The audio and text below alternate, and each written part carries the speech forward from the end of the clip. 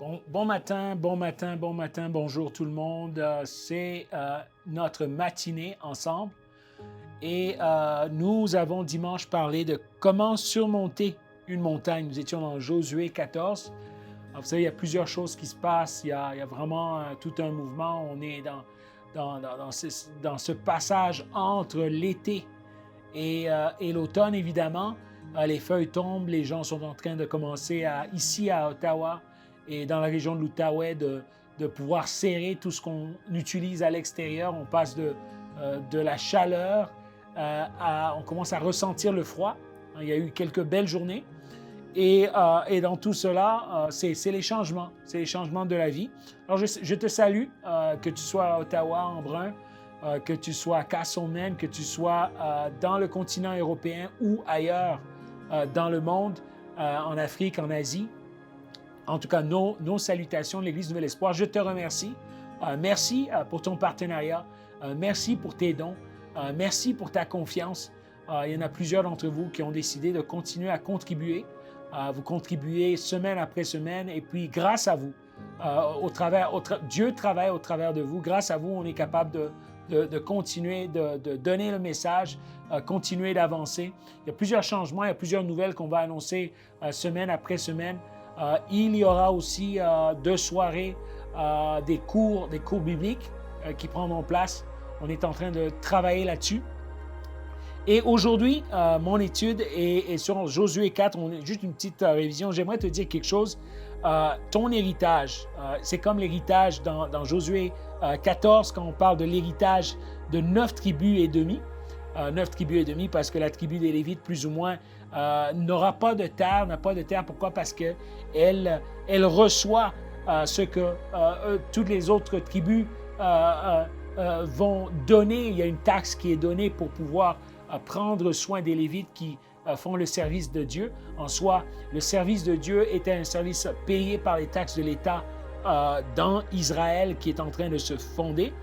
Mais le message ou l'encouragement ce matin, c'est que ton héritage est là pour toi.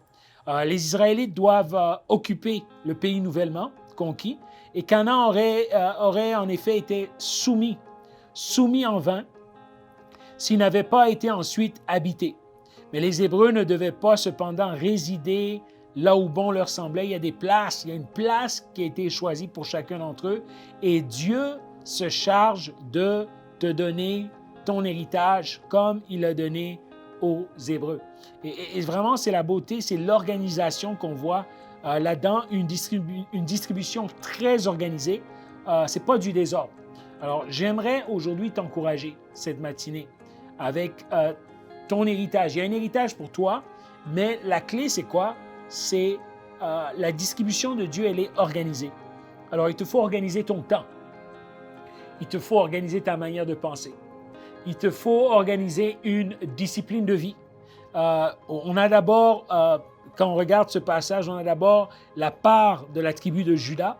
Ensuite, on voit celle d'Éphraïm, de Manassé, le cœur du royaume du Nord. Et enfin, on voit le tirage au sort pour les autres tribus. Donc, on commence d'abord par, quand on voit le texte Juda, ensuite on voit Éphraïm, Manassé, et on va tirer au sort. Donc, il y a vraiment un ordre précis qu'on suit. Et c'est un peu comme ça dans la vie. Il y a un ordre précis.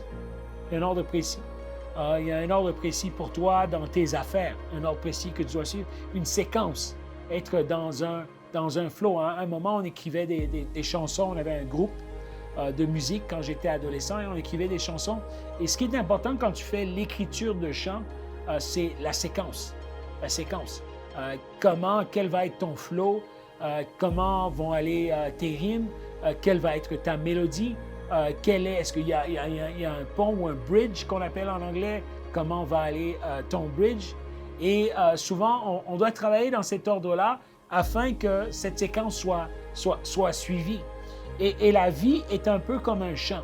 La vie est un peu comme un chant et on a besoin d'une séquence. Et c'est notre capacité à être organisé qui nous emmène des fruits. Je dirais, si tu n'es pas organisé, il y a quelqu'un qui est en train de t'organiser présentement.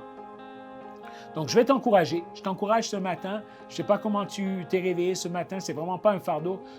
Organise-toi. Organise de ta maison, organise tes tiroirs, organise ton réveil, organise tes études. Vraiment, sois pragmatique et va vraiment aux fins détails de ton organisation. Nous, à l'Église Nouvel Espoir, nous devons réorganiser l'Église année après année. On doit changer de méthode. Il y a des méthodes qui fonctionnent, il y a des choses qui ne fonctionnent pas. Là, on est en train de revoir les choses et on doit organiser. Pourquoi? Pour être à plein potentiel. Alors, je prie pour que l'Esprit de Dieu soit sur toi et que tu puisses t'organiser comme le peuple d'Israël. Tiens, on va prier ensemble. Père Céleste, tu vois tous ceux qui nous regardent par le truchement de l'Internet. Et on a besoin de toi comme tu es un Dieu très organisé. Tu n'es pas le Dieu du désordre. Tu es le Dieu de l'ordre. Et Seigneur, toi, tu as permis à Israël de rentrer dans cette terre promise. Tu ne leur as pas permis d'y aller de manière agitée avec tout le monde qui faisait n'importe quoi. Non, il y avait un ordre. Il y avait une organisation. Et Seigneur, je te demande que cette organisation puisse habiter en nous et que tu puisses, dans nos vies, nous montrer quand on doit se lever, quand on doit dormir, nous montrer ce que nous devons faire dans notre journée tous les jours, si on doit faire de l'exercice parce qu'on a pris du poids. Seigneur, on te demande de nous diriger là-dedans afin que nous puissions être en santé. On te demande de nous diriger par rapport à nos études, par rapport à notre foyer. Est-ce qu'on doit passer du temps en couple ou plutôt passer du temps à nos loisirs? On a besoin de toi dans ton merveilleux nom. Amen. Bonne journée.